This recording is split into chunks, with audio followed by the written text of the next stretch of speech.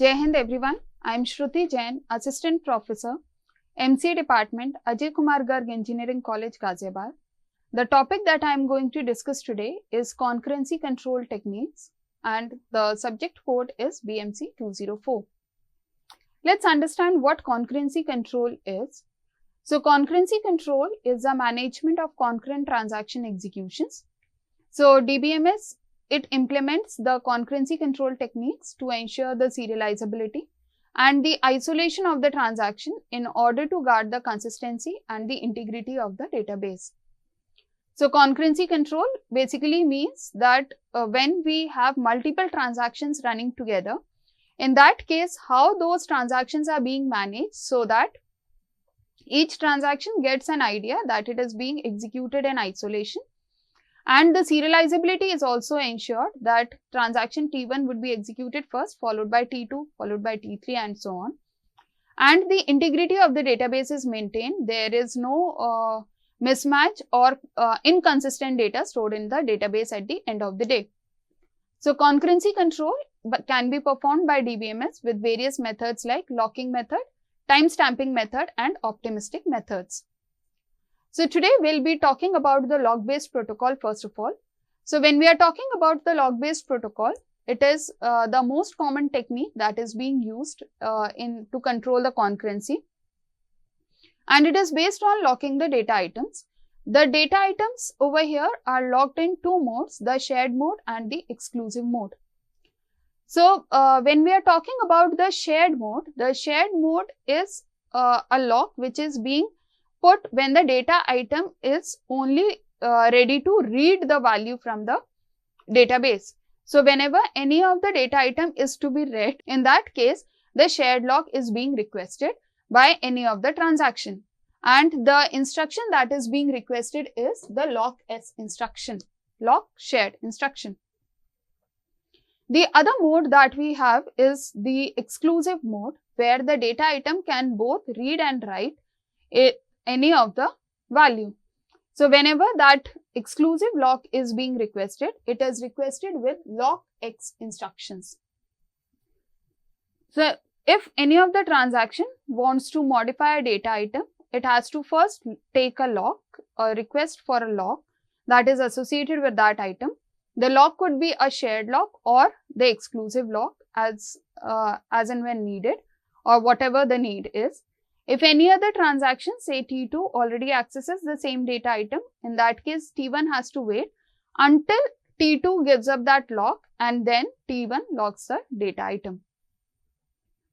So, when we are talking about the log-based protocol, the shared mode, the shared lock can be accessed by multiple transactions because there only the reading of the value data item is being done.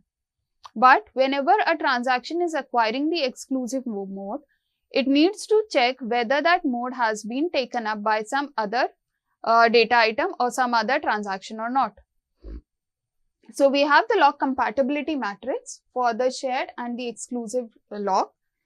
When both the transactions want to access the lock in the shared mode, in that case it would be true, because both the transactions can read the same data item at the same point of time because only the reading of the data item is there.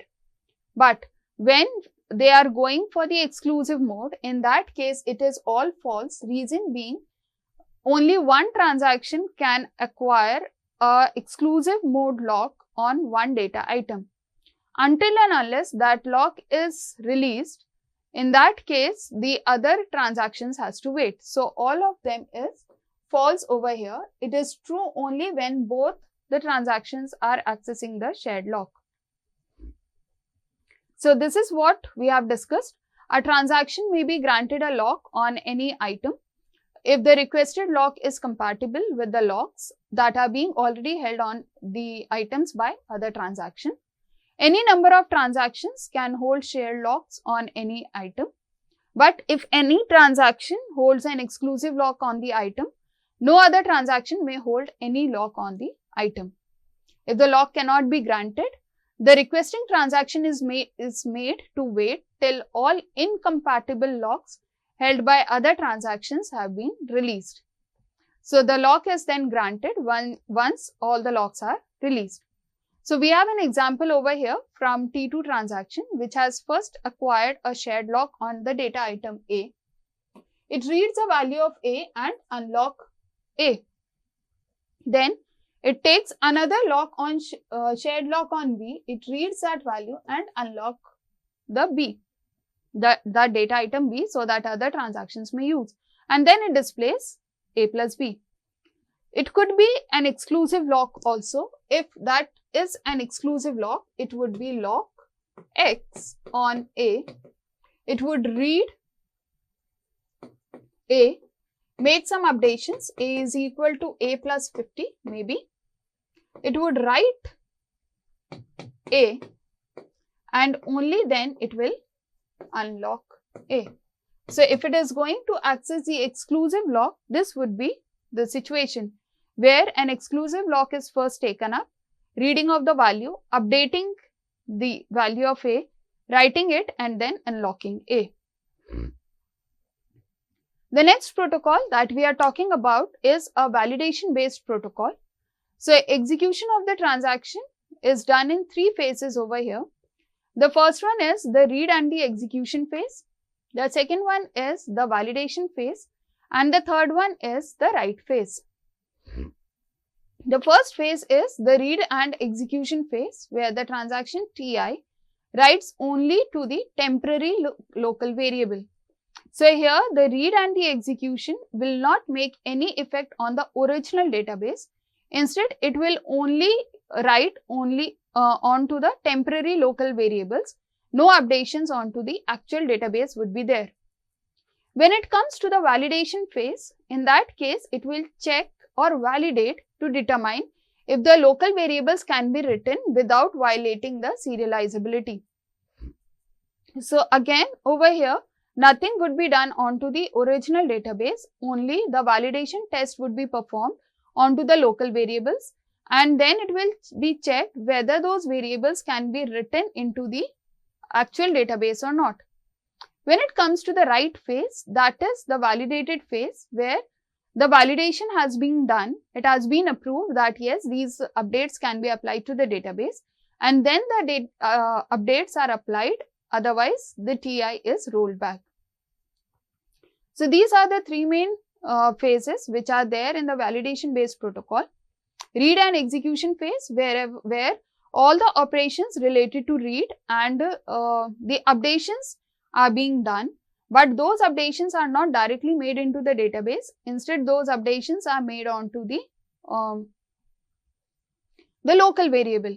Once those updations are being done onto the local variable, then the validation phase comes, wherein it is being checked whether whatever changes are being done in the local variable, are those changes consistent.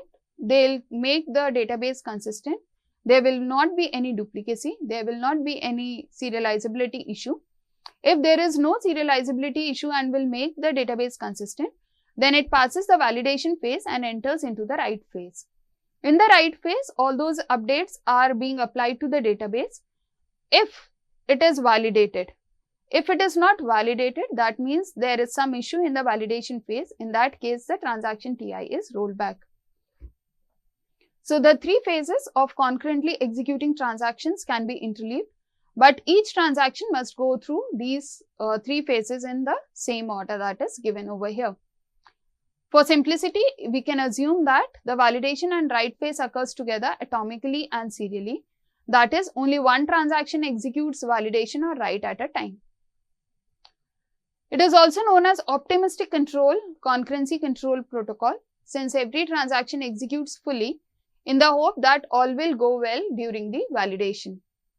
So here it has 3 timestamps. The first is the start timestamp, which starts with as soon as the TI starts its execution. The next one is the validation timestamp, where the time when TI entered into the validation phase. The third one is the finish timestamp, where the time when TI gets finished, that time gets written into the write phase. So serializability order is determined by timestamp given at the validation time to increase the concurrency. Thus, the timestamp of Ti over here is given by the value of the validation. Once the validation is being done, that timestamp is given to this timestamp Ti. So, this protocol is useful and it gives a greater degree of concurrency if the probability of conflict is very low, because the serializability order is not pre-decided and the relative few transactions will have to be rolled back. So, validation test for any transaction Tj is given like this.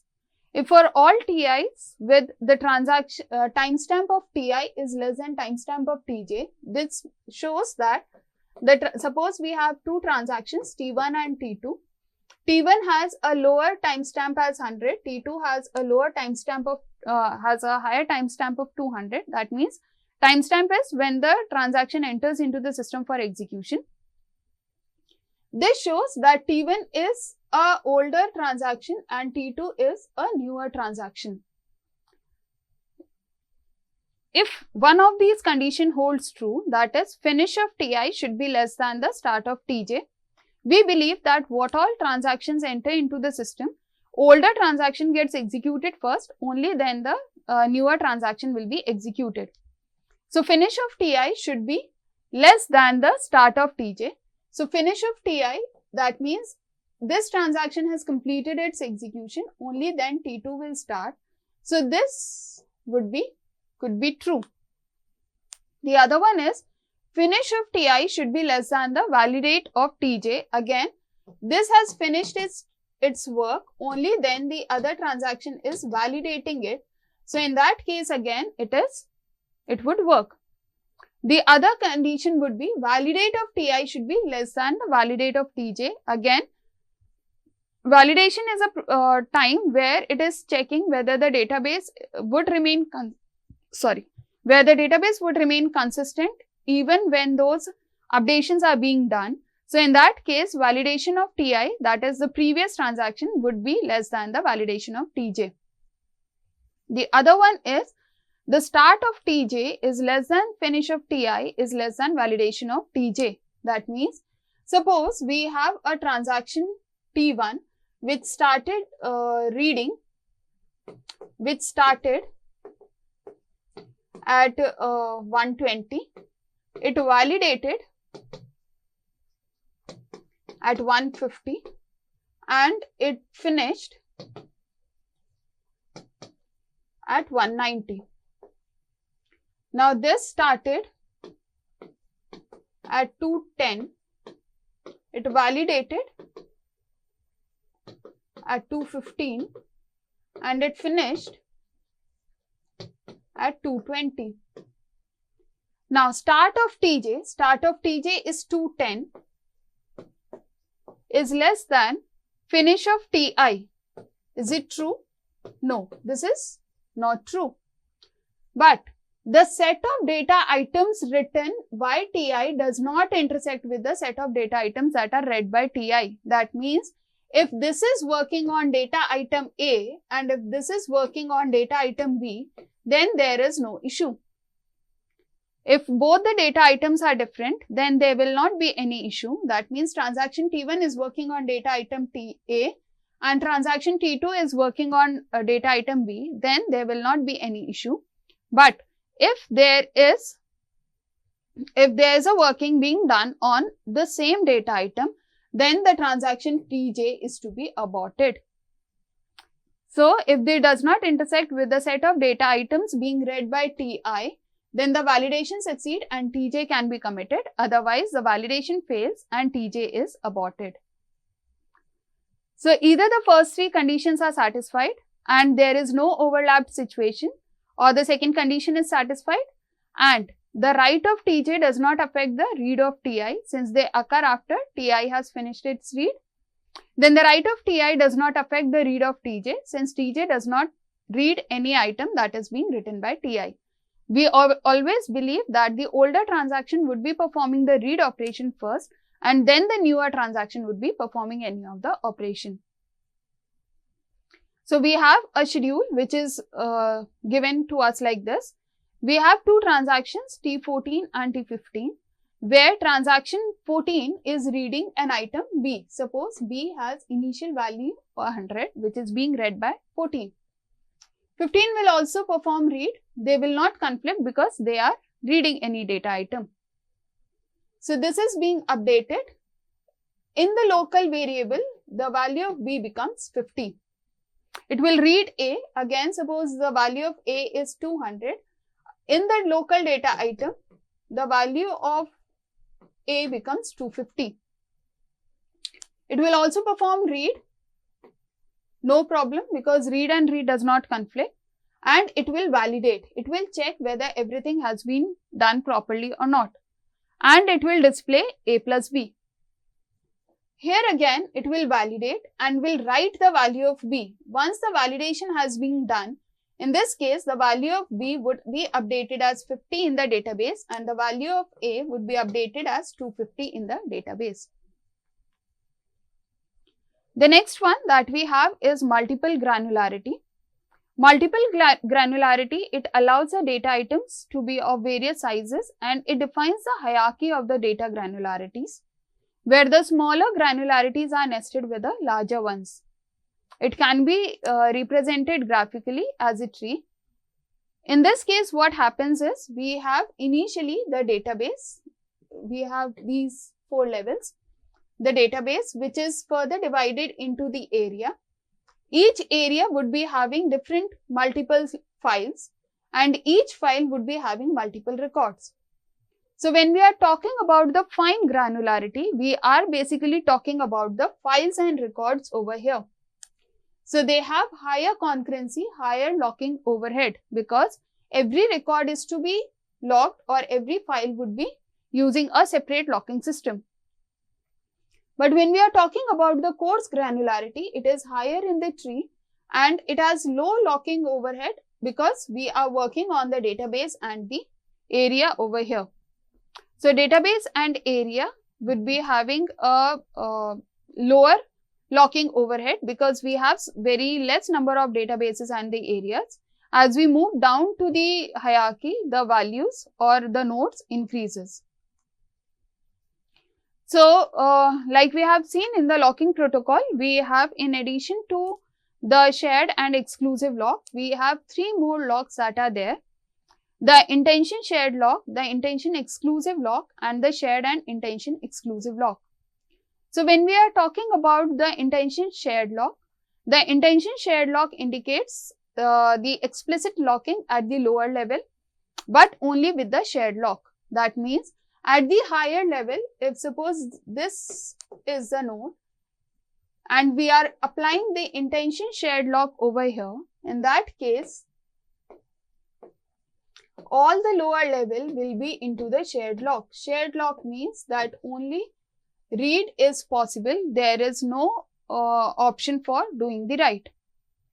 Intention exclusive says it is an explicit locking at the lower level in the shared or the exclusive lock. So, in that case, if this is an intention exclusive, in that case, the below nodes could be either in the shared lock or they could be into the exclusive mode.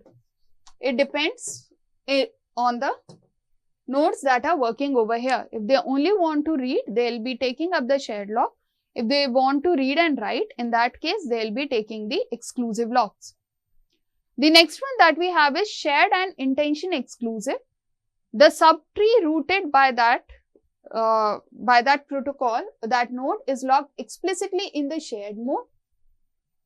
And the explicit locking is being done at the lower level with the exclusive mode locks. So, it is a subtree rooted where we have the SIX. Here it is first with the shared node and then at more lower level, it is into the exclusive mode. So, it is a subtree method where we have a tree and a subtree. First, it is shared and intention exclusive. Then comes the shared lock and below it, it has a exclusive mode locks that are being applied. So, we have the compatibility matrix. When we are talking about the intention shared because it is working on all of the shared nodes.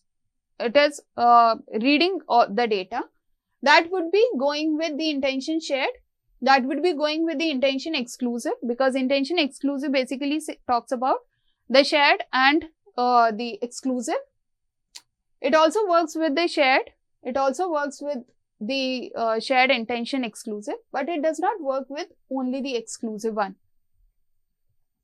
Similarly, when we are talking about intention exclusive, it only works with intention shared and intention exclusive and will not work with the shared and these one. Because here, when we are talking about, here we have a shared node which does not work explicitly in the intention exclusive. Intention exclusive, we have seen that it would either be shared or exclusive, but it will not be only shared in the subroot level. When we talk about shared, it would be only with the two, intention shared and intention and the shared one. But if we talk about the shared intention exclusive mode, in that case, it would be only with the intention shared. The reason being, here we have only reading the document, but it will not be with any of these.